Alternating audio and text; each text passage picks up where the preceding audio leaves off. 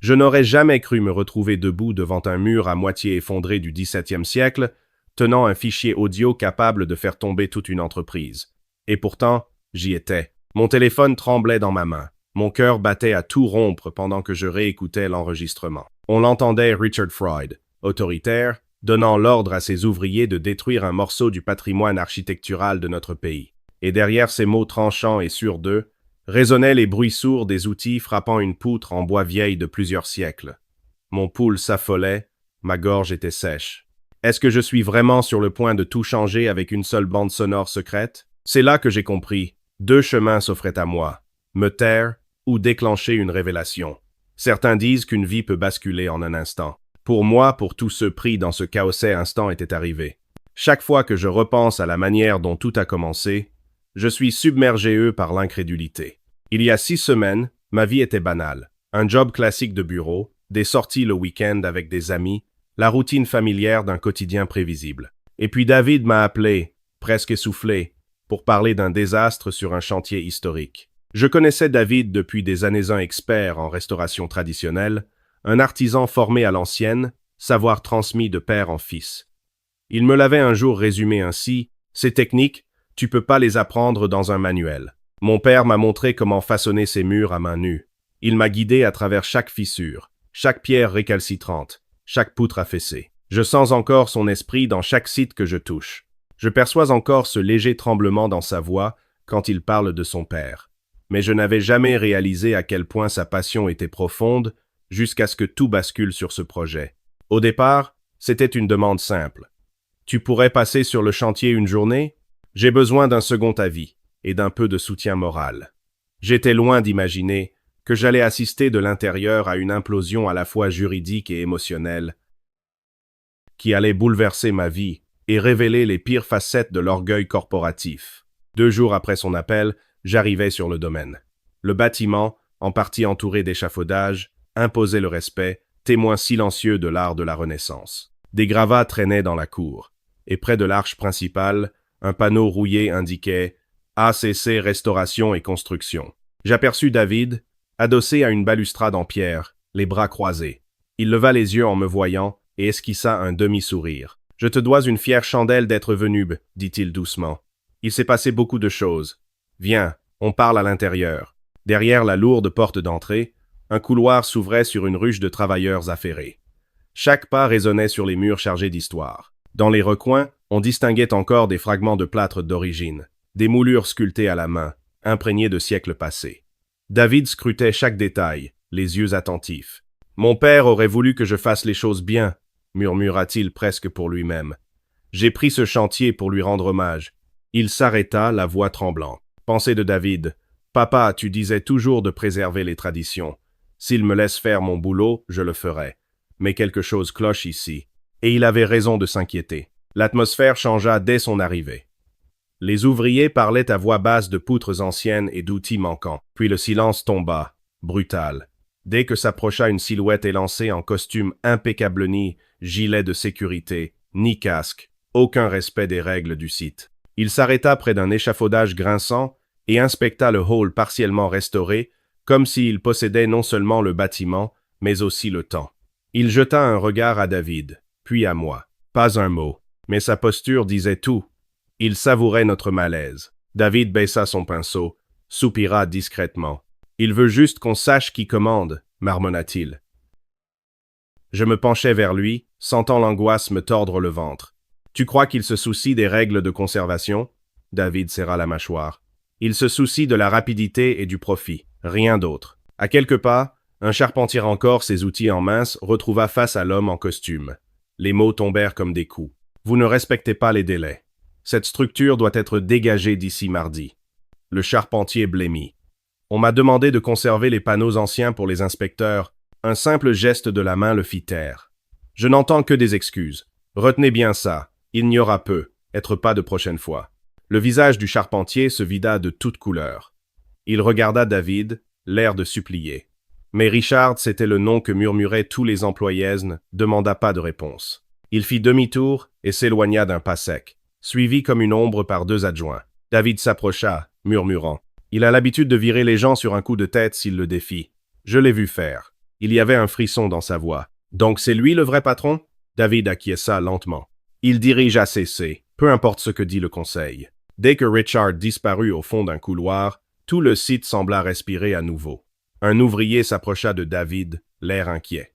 Il parle d'arracher les arches intérieures, confia-t-il. David se figea. Ces arches sont fondamentales. Elles datent du XVIIe siècle. L'ouvrier hocha la tête, nerveux. Pour lui, ce sont des obstacles. Il veut que ça aille plus vite. On a peur de dire non. David jeta un coup d'œil au couloir désert, puis répondit à voix basse « Essaye de tout documenter. Si ça tourne mal, il nous faudra des preuves. » L'homme hésita. « Et s'il le découvre, il nous menace de baisser les salaires. Ou pire. » David posa une main rassurante sur son bras. « Je ne le laisserai pas t'enterrer. Note tout. » Un fracas lointain résonna dehors. Deux jeunes charpentiers entrèrent en courant, les yeux écarquillés. L'un chuchota. Il a déjà commencé à dégager l'entrée latérale. On pensait qu'il voulait juste déplacer un échafaudage, mais ils emportent maintenant une partie de la moulure en pierre d'origine. Le visage de David se durcit. Il sait que cette moulure est classée. Il pense vraiment que personne ne l'arrêtera? Je vis David rester immobile un instant, les épaules tendues de frustration. Finalement, il dit « Cet endroit est une page vivante de notre histoire. Mon père m'a appris à respecter chaque recoin de ces murs. Si Richard les détruit, il efface une partie de notre passé. » J'essayais de croiser le regard de David. « Tu vas l'affronter ?» Il poussa un long soupir. « Il faut d'abord que l'architecte et le propriétaire soient de mon côté. Sinon, ce sera sa parole contre la mienne. » Il s'approcha d'une arche inachevée, posant doucement la main sur la pierre ancienne. « Il dirige peu, être cette entreprise, » murmura David. « Mais ces lieux ne lui appartiennent pas. Je ne le laisserai pas tout saccager. » Et alors que le ciel s'assombrissait dehors, je sentis qu'on n'avait vu que le début des manipulations de Richard. Un frisson silencieux traversa tous ceux qui travaillaient encore sur place. Nous savions tous qu'un événement plus gravé et bien plus lourd de conséquences était sur le point de se produire. Durant les jours suivants, j'ai accompagné David sur le chantier. Mon rôle n'était pas officiel, j'avais quelques connaissances en construction d'il y a des années, mais surtout, j'étais là pour le soutenir. Je suis aussi devenu un témoin silencieux du chaos ambiant. Richard qui humiliait publiquement un tailleur de pierre pour un délai non respecté. Des rumeurs de dépassement de budget que Richard voulait corriger en bâclant les travaux. Des murmures évoquant une poutre intérieure en bois qui ne serait pas aux normes et qu'on pourrait retirer entièrement, malgré les plans de restauration qui exigeaient sa conservation. À chaque fois que David apprenait l'une de ces entorses, il bouillait intérieurement. Beaucoup de ces poutres, arcs et structures anciennes étaient protégées par la loi enlevées, étaient illégales.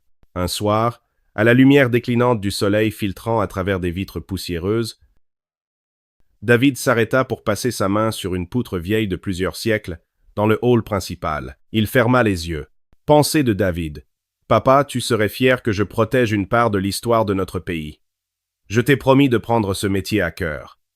Je t'ai promis de faire vivre ta mémoire. » Je l'entendis inspirer profondément, comme pour se donner du courage. « C'était un bâtisseur, lui aussi ?» demandai-je doucement. « Mon père, » commença David, la voix tremblante, « c'était tout pour moi. Il a passé 40 ans à maîtriser ces techniques anciennes mortier à la chaux, les torchis, les structures en bois. Il m'a appris que chaque bâtiment a une âme. Que le préserver, ce n'est pas un simple travail, c'est un devoir. Il est décédé il y a 1 an. C'est mon premier grand chantier sans lui. C'est personnel. » Je posai une main sur son épaule. « Alors on va se battre. On ne les laissera pas détruire ce qu'il aimait. » David cligna des yeux rapidement, hocha la tête, puis retourna vers l'échafaudage. La conversation s'arrêta là, mais sa détermination se lisait clairement dans ses yeux. 2 semaines passèrent. La tension était de plus en plus palpable. Petit à petit, David découvrait que certains membres de l'équipe, surtout le nouveau chef de chantier, exécutait des ordres douteux venus de Richard. Des supports entiers disparaissaient, remplacés par des solutions modernes bon marché pour gagner du temps. David se battait du mieux qu'il pouvait, déposant des plaintes auprès de l'architecte et du propriétaire du bâtiment. Mais il lui manquait une chose. La preuve que Richard était derrière les précisions, jusqu'à ce qu'un allié inattendu surgisse. Un jeune comptable d'ISCC nommé Harold. Harold était discret, toujours effacé face à l'autorité de Richard.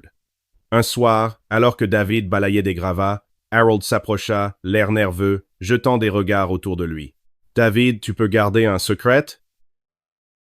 Ça dépend de ce que c'est, répondit David, esquissant un sourire. J'ai quelque chose, balbutia Harold. Un enregistrement. De la semaine dernière, je voulais réunir des preuves parce que Richard nous pousse à truquer les comptes. Il ne veut pas que les inspecteurs municipaux sachent combien de budget il détourne vers ses comptes personnels. Et puis j'ai accidentellement enregistré une conversation où il ordonne au chef de chantier d'abattre une poutre classée monument historique. David se figea, le balai suspendu. Une poutre? Harold, c'est justement l'élément qu'on doit conserver pour passer la validation patrimoniale. T'es sûr de ce que t'as entendu? Oui, confirma Harold, l'air coupable. Il a même parlé des bureaucrates à jabot de la société historique. Il a dit que si on le faisait rapidement et discrètement, personne ne remarquerait. J'ai tout sur bande. Il sortit son téléphone, les yeux furtifs. La mâchoire de David se contracta. Harold appuya sur « Lecture ».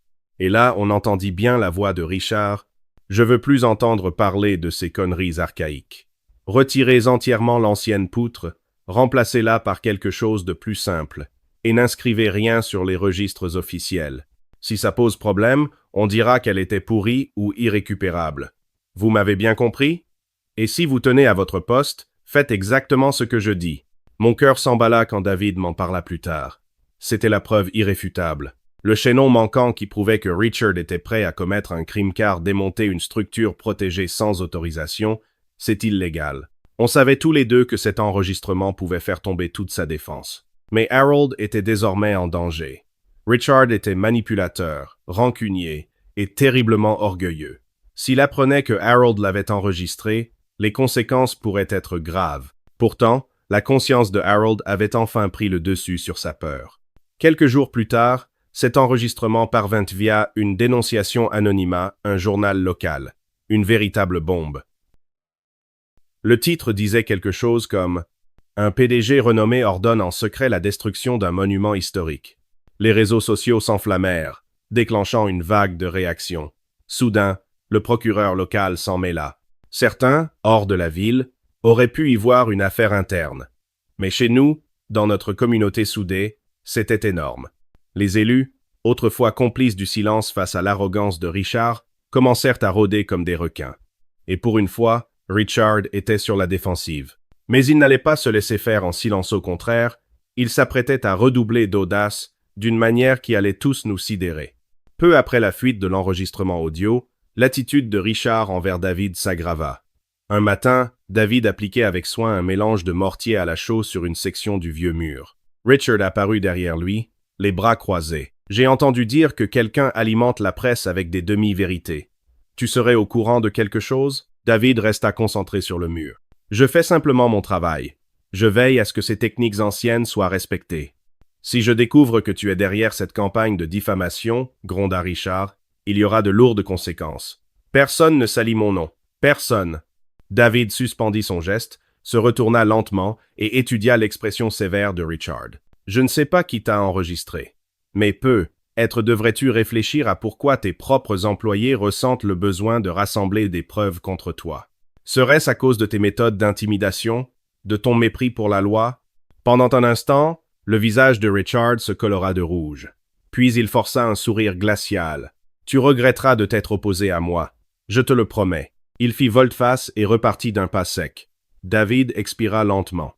Pensée de David. « Papa, je tiens bon comme tu me l'as appris. » Mais derrière l'apparente sérénité de David, je savais qu'il était troublé.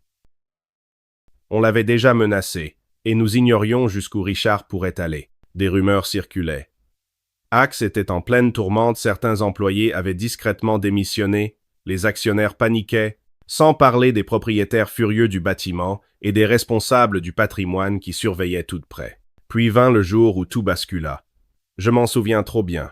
C'était un mardi gris et pluvieux, et l'équipe était en sous-effectif.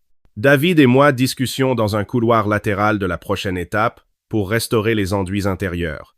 Soudain, on entendit des cris paniqués venant du grand hall. Nous avons couru. Là, à moitié effondré au sol, gisait un énorme morceau de la structure en bois d'origine du bâtiment. Le renfort porteur que Richard avait insisté pour faire retirer était désormais brisé en éclats. Une partie du plafond menaçait de s'effondrer. Les ouvriers s'activaient pour sécuriser la zone. L'inspectrice du patrimoine, Madame Ellington, arriva quelques minutes plus tard par coïncidence. Elle avait prévu une visite de routine ce jour-là. En voyant la poutre détruite, elle pâlit. Elle croisa le regard de David. C'est exactement ce que nous étions censés préserver. La voix de David se brisa en contemplant les dégâts. Ce n'est pas moi. Jamais je n'aurais fait ça. Quelqu'un l'a fait dans notre dos. Elle hocha la tête, le visage durci. Je te crois.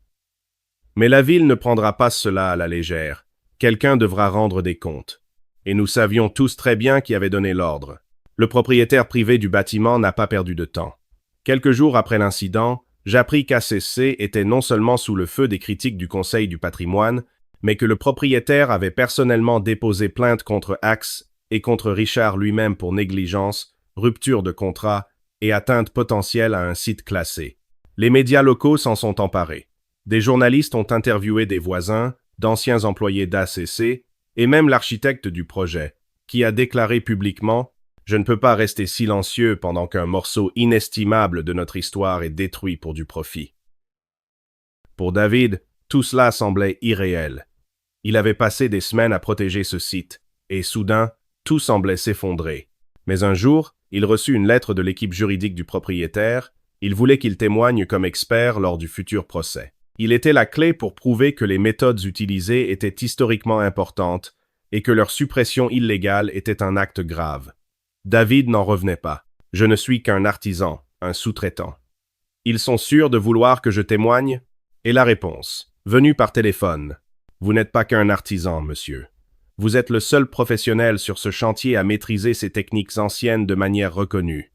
Vous êtes exactement le témoin qu'il nous faut. » L'expression de David passa de la surprise à une détermination grave. Pensée de David. « Papa, s'il y a bien un moment pour honorer ta mémoire, c'est maintenant. » De son côté, Richard tenta de s'en sortir par l'esbrouf.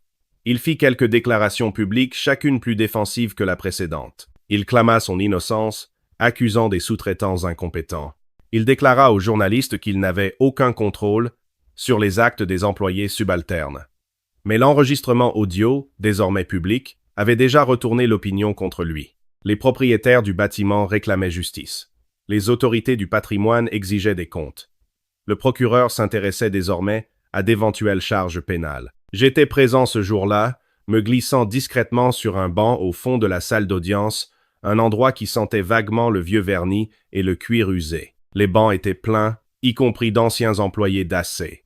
David était assis à la table avec l'avocat, tripotant nerveusement le bord de sa veste. Et à l'autre table se trouvait Richard, costume impeccable, posture rigide, dégageant une froide assurance. L'audience débuta avec l'avocat du propriétaire détaillant le contrat, les lois sur le patrimoine et les preuves photographiques de la poutre détruite. Puis vint le moment clé, la diffusion de cet enregistrement audio compromettant. Toute la salle se figea dans un silence tendu. Seul résonnait l'enregistrement de la voix de Richard, ordonnant à ses hommes de retirer complètement l'ancienne poutre. Le visage de Richard se crispa tandis que tous les regards se tournaient vers lui. Enfin, le juge appela David à la barre. Il se leva, déglutit, et s'avança, les épaules tendues. Il posa une main sur la carte de serment, puis fit face à l'avocat. « Monsieur, pouvez-vous indiquer vos qualifications ?» David raconta son parcours, comment son père, bâtisseur pendant 40 ans, lui avait transmis son savoir. Comment il avait passé des années à maîtriser les techniques anciennes, du torchis au mortier à la chaux, essentielles pour préserver l'intégrité des bâtiments classés. Sa voix trembla légèrement lorsqu'il évoqua son père, mais il se reprit. Ces poutres ne sont pas que du bois. Elles incarnent un savoir-faire qui a forgé l'identité historique de notre nation.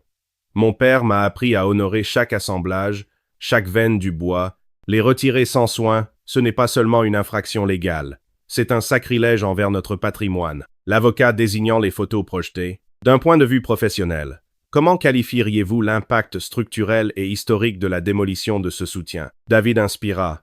Je vis des larmes briller dans ses yeux. Imaginez qu'on arrache une page d'un manuscrit irremplaçable. C'est ce que ça signifie.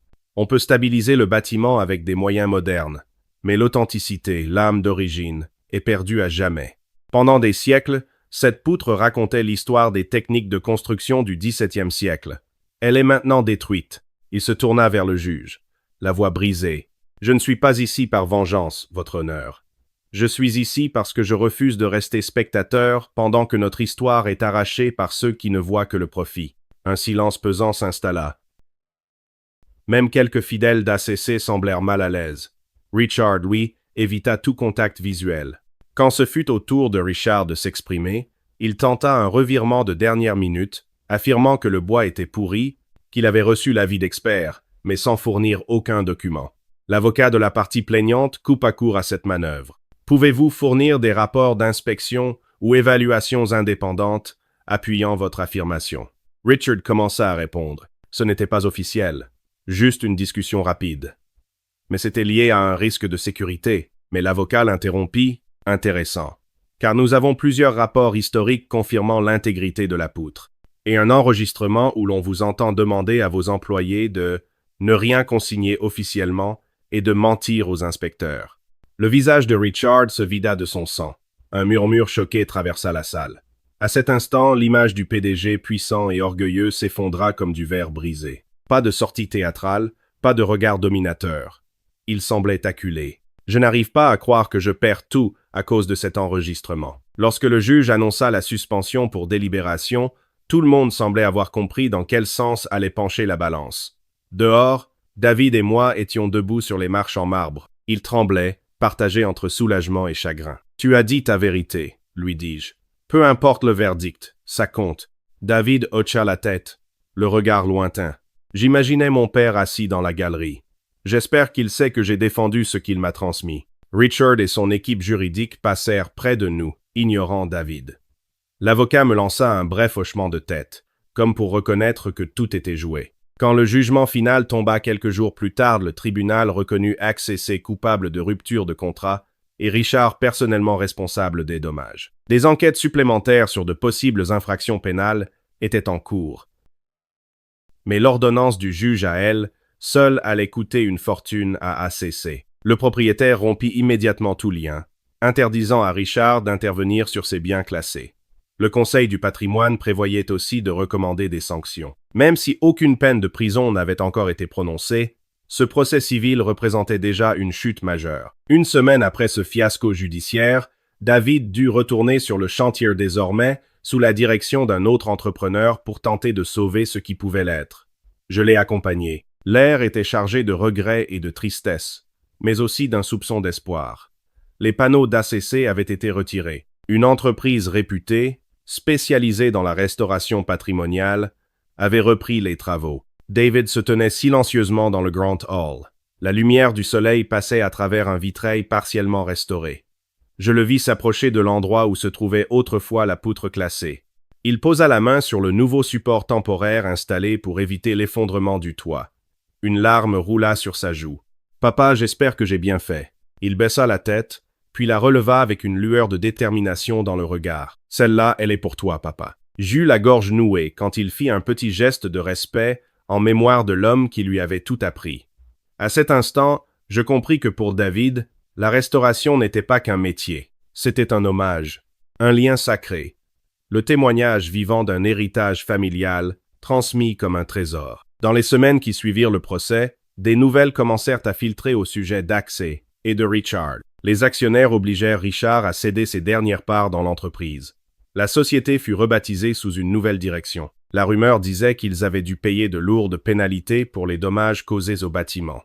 Le moral des employés grimpa en flèche dès qu'ils comprirent que Richard était définitivement parti. Les procureurs continuaient d'examiner le dossier. Aucune charge pénale officielle n'avait été déposée immédiatement. Mais les preuves s'accumulaient contre lui, en particulier cet enregistrement accablant. Et si le procureur décidait d'aller de l'avant, Richard risquait de lourdes amendes, voire pire. L'enregistrement secret de Harold fut validé par le tribunal et il fut discrètement salué comme un lanceur d'alerte. Malgré ses craintes de représailles, il trouva un nouveau poste au service des finances de la ville. Il envoya un message à David. « Tu m'as montré qu'il y a une bonne et une mauvaise façon de vivre. Je ne te remercierai jamais assez. » Libéré de la manipulation d'ACC, David reçut rapidement de nouvelles propositions de chantier de restauration. Le bouche, à oreille fit son œuvre. On racontait qu'il avait tenu bon, qu'il avait défendu les méthodes ancestrales. Les habitants le reconnurent comme l'artisan fidèle à l'héritage de son père. Il fut submergé de projets de chacun, étant une chance de rendre hommage à ce patrimoine qu'il chérissait tant. Et oui, le prix émotionnel fut lourd. David m'avoua, autour d'un café, qu'il se réveillait parfois la nuit en revivant le moment de la démolition. L'image de cette poutre brisée le hantait. Pourtant, il ressentait aussi une profonde fierté d'avoir tenu tête à la tyrannie de Richard. Merci d'avoir été là pour moi pendant tout ça. Certains jours, j'avais l'impression d'être seul avec la mémoire de mon père. Sa voix tremblait de reconnaissance. Je posais doucement ma main sur son bras, en souriant. On n'est jamais seul quand on s'accroche à ce qui compte. Au fond, la plus grande victoire ne résidait pas seulement dans la chute d'un PDG toxique et manipulateur. C'était une victoire pour le patrimoine, un hommage à ceux qui nous ont précédés, comme le père de David, qui avait autrefois investi amour et savoir-faire dans chaque centimètre de ces vieux bâtiments. C'était la preuve que la dignité, l'honnêteté et le courage moral peuvent triompher de la cupidité et de l'arrogance. Un mois plus tard, je marchais aux côtés de David, parmi les échafaudages du chantier, désormais animé d'un optimisme prudent. Des poutres neuves, choisies avec soin pour respecter le style du XVIIe siècle, étaient mesurées pour remplacer les sections détruites. Ce ne serait pas l'original, certes, mais cela permettrait de préserver au mieux l'intégrité du bâtiment. David resta silencieux, passant lentement la main sur le bois neuf. Je crus presque l'entendre murmurer une prière de remerciement, ou peu, être un serment silencieux de ne jamais laisser l'arrogance détruire à nouveau l'histoire. Et c'est là, en essence, que notre histoire s'achève. Pas avec une fin parfaite car on ne peut jamais vraiment remplacer un morceau d'histoire, une fois qu'il est perdu mais avec une note douce amère de victoire. La justice rendue, un manipulateur démasqué et un homme profondément respectueux qui reprend l'héritage de son père. À ceux qui lisent ceci, rappelez-vous cette histoire la prochaine fois qu'un arrogant vous lance. Tu sais qui je suis? Dans l'espoir d'intimider ou d'abuser. Nous avons toujours le choix, détourner le regard ou nous lever pour défendre ce qui est juste. Si le parcours de David m'a appris quelque chose, c'est que parfois, nous devons nous battre notre devoir envers ceux qui nous ont précédés et envers ceux qui viendront après nous. Et quelque part, j'en suis sûr, le père de David sourit, fier que son fils ait choisi de protéger le passé et de le porter vers l'avenir, poutre après poutre, mémoire après mémoire.